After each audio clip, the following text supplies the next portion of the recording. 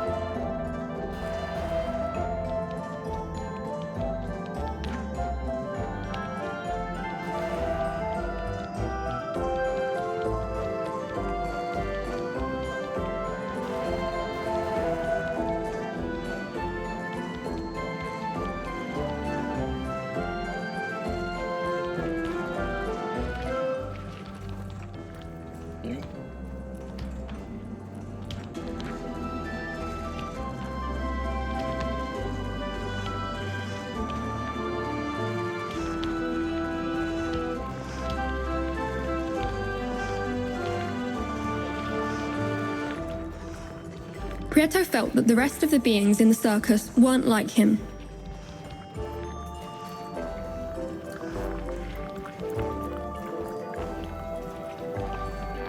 The strange beings in the circus would do the same thing night after night, like clockwork.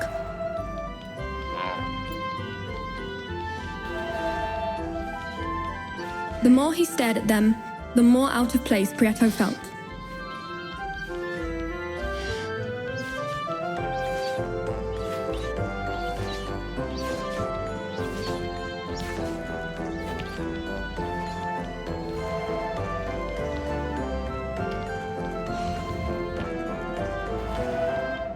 Prieto felt that the rest of the beings in the circus weren't like him.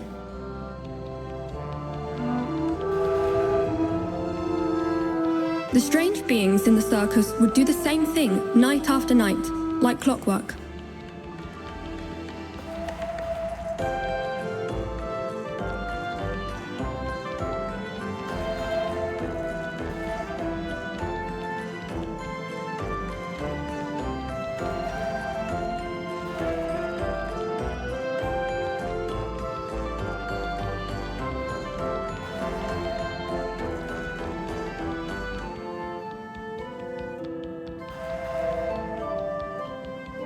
Clowns are said to hide sadness behind their disguise. Strength to put on a smile had abandoned this one clown. Fears of being branded as ridiculous drove him to desperately seek approval. In the end, his possessive little puppet took control of his movements with the strings that held them together. Prieto was insecure and shy, and had never really found the courage to mingle with the others, but surely just around the corner that was all going to change. Looking at the clown, Prieto came to realize that there was something he wanted to say, but the puppet wouldn't let him. What if he just cut the strings?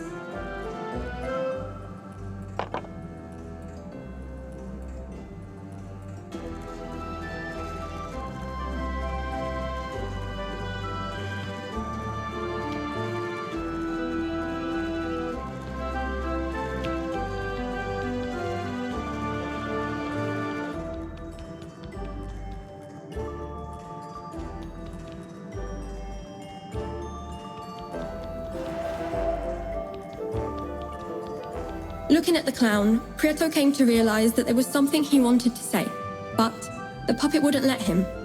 What if he just cut the strings?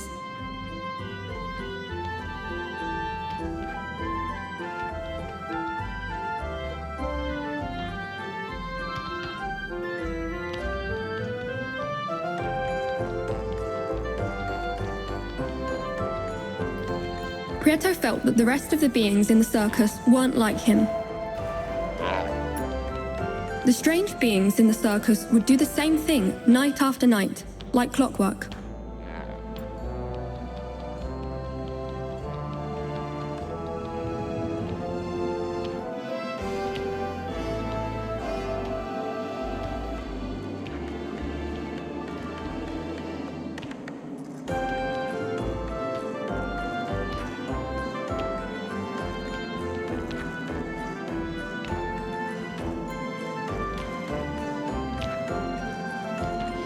Prieto felt that the rest of the beings in the circus weren't like him.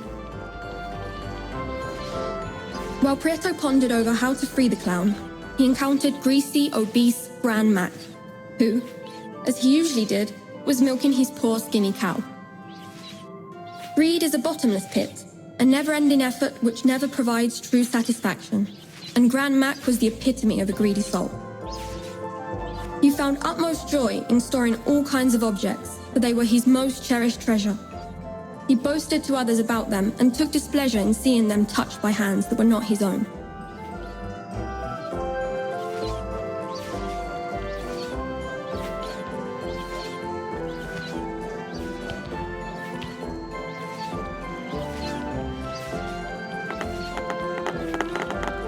You there? Why do I see you lurking around here? Look at the mess you've made. Spat Grand Mac. Prieto, a little scared, dared not move. You are jealous of my wealth, are you not? Said Grand Mac. Prieto timidly glanced at Grand Mac's prized possessions. An old pair of scissors caught his eye.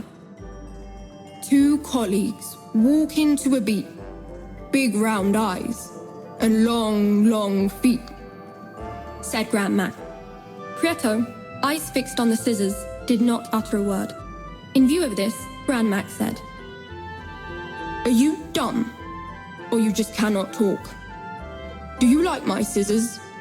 If you want them, you will have to give me something precious in return. Round like a saucer, unaffected by blows, and relentless bouncer.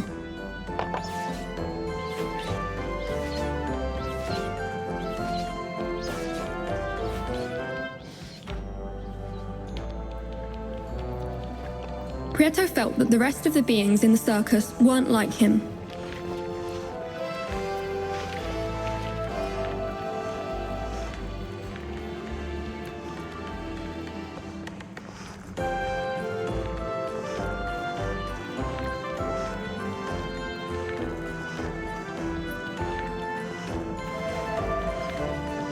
Even if the thought of giving one of his precious possessions away did not come easy to Grand Mac, the sublime spherical perfection of Prieto's finding impressed him. After some hesitation, Grand Mac decided on offering a truce. So it seems that you were not so dumb after all. You may have the scissors in exchange for the ball, he said. Silence is a hard argument to refute, and Prieto remained tight-lipped. Grand Mac handed over his precious scissors to Prieto, and then admired his newly acquired orbicular treasure.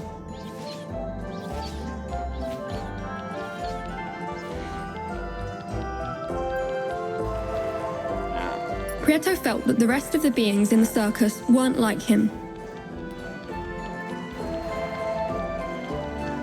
Prieto returned to the clown's house. Again, he had the feeling that the clown wished to share something important, but the puppet wouldn't let him.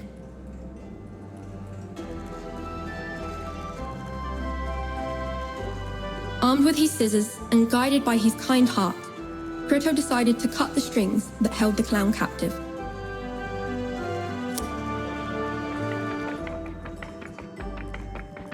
When he did, an enraged puppet stormed out of the circus walls, huffing in anger and leaving the door open while shouting, "Do not call it quits!"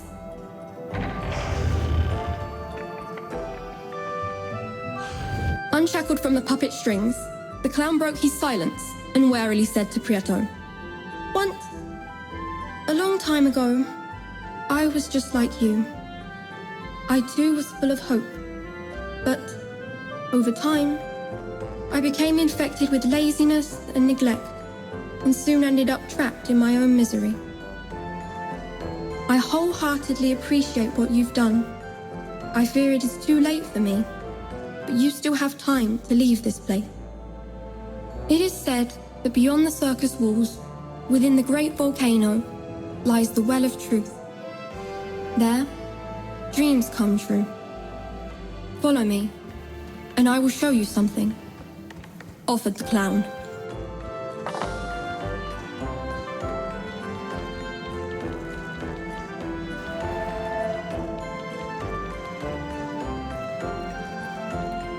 Prieto felt that the rest of the beings in the circus weren't like him.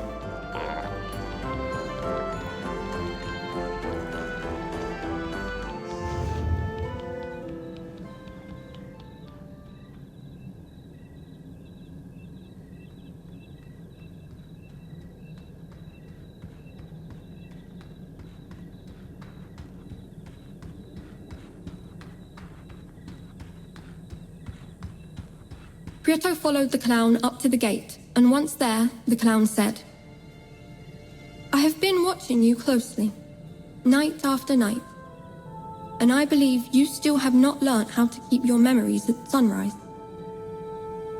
Do you see that circular stone on the floor? It is a memory stone.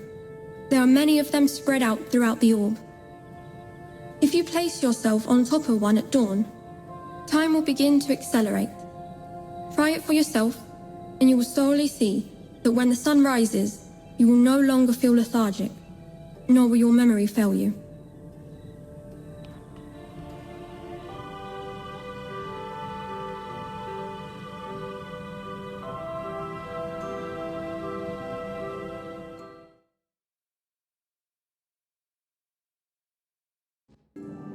Daytime arrived, and the memory stone took Prieto to the Drosophila field, a place of splendor, filled with light that made Prieto feel so light as a feather and full of hope. Still unaware, Prieto ignored that those beautiful spores floating through the air were going to be much needed on his journey.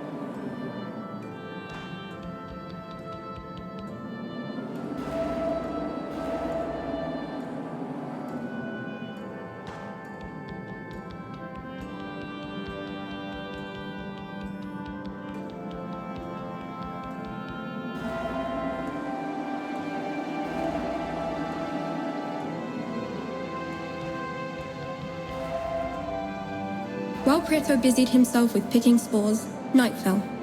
Prieto returned to the orb, but on this occasion, unlike other nights, his memory had not deserted him.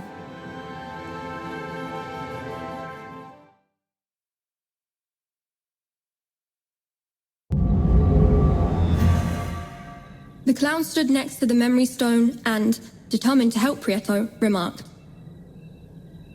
"I see you have not been idle in the Drosophila field. You have handpicked quite a few spores. Do you remember the bright flowers that grow on the circus walls?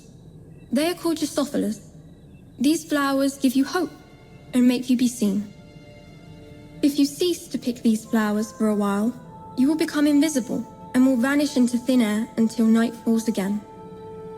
Although flowers only grow naturally behind the circus walls, it is possible to plant them elsewhere. Come with me," said an enthused clown on their way to the gates of the Stonewood.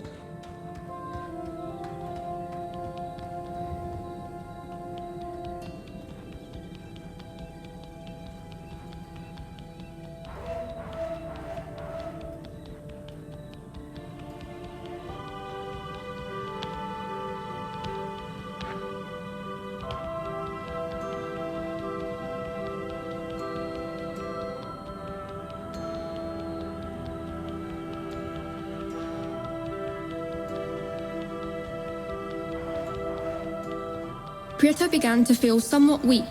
It was clear that he was in need of the magical Drosophila in order to remain visible.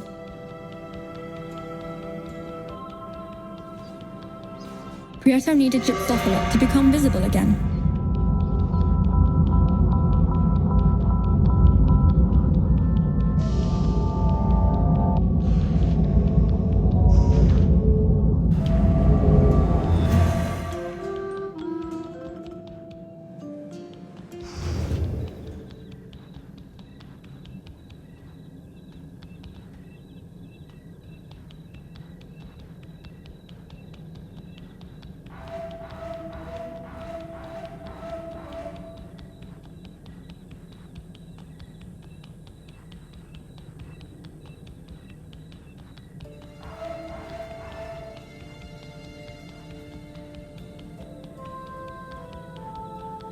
Prieto needed Gypsophilia so as not to become invisible.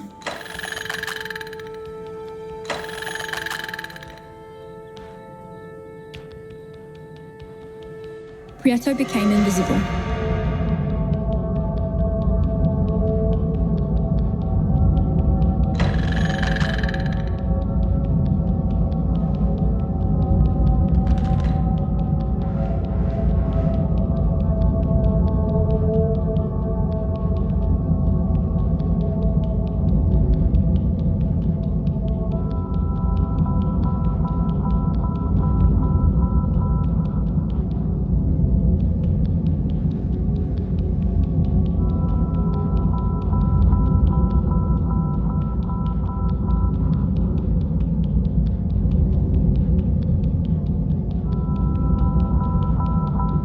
Prieto spent far too much time without picking Gypsophilias and vanished entirely. Once he awoke, his memories from the night before had disappeared.